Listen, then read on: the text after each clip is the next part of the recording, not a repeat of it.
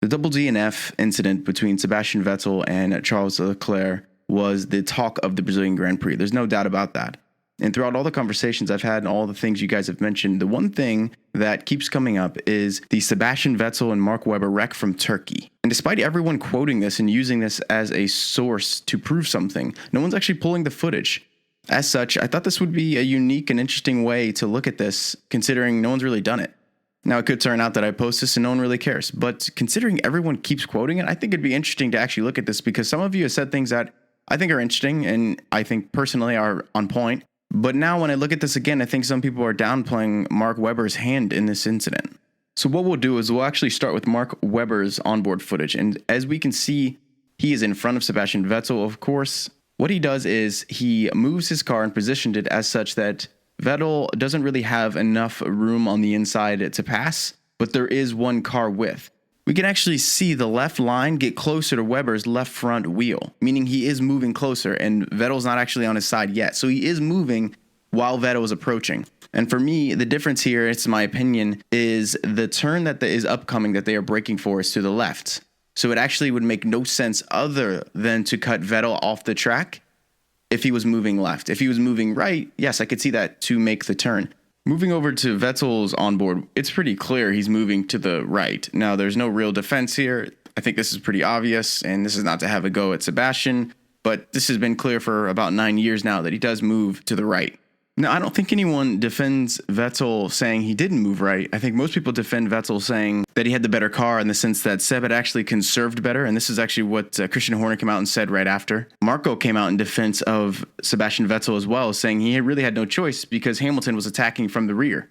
But as I look at this turn, he really didn't have to move to the right. And this is just, again, my opinion. He would have made that turn. And frankly, if you think about it, he could have just squeezed Webber, making the left-hand turn, pushing him wide. In that case, the onus would have been on Webber to change the line. Had Vettel just continued at the pace, going 300 kph, he actually would have passed him. Now, similar to, in my opinion, the Leclerc incident, he wasn't passed. But with Leclerc, he was forced to move to the left because he was on the outside and the turn was left. With Webber, he would have been past him had he not been touched.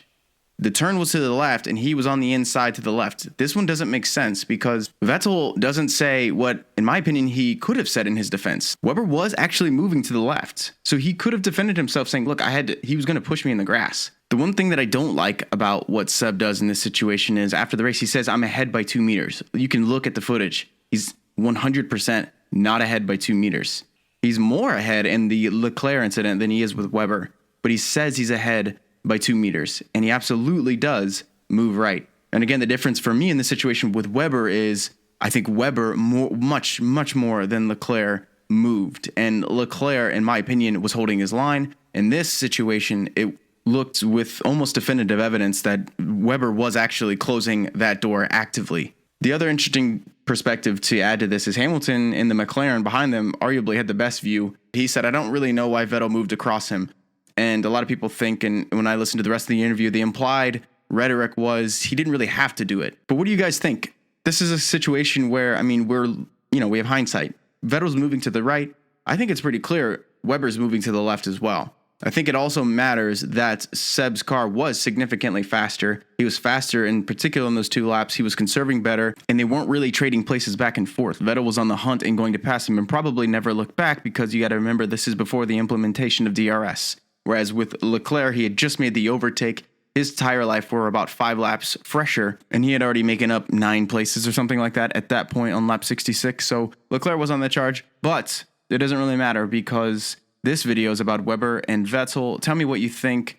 Do you actually think this does prove anything when you look at the Leclerc incident and Vettel from Brazil? If you're new, make sure to subscribe. We still have 1 race left. I'll see you in Abu Dhabi. And then once the offseason comes, I'll be making a lot more storytelling content. I'll be making more engaging content. It's a little bit longer and off just race analysis and reporting what happened during the race. So make sure to subscribe because you'll catch a lot of action during the offseason when I'll actually pick up the content creation, whereas everyone else will go into their content hibernation, so to speak. So I'll be picking things up pretty massively. So thank you, and I'll see you guys soon.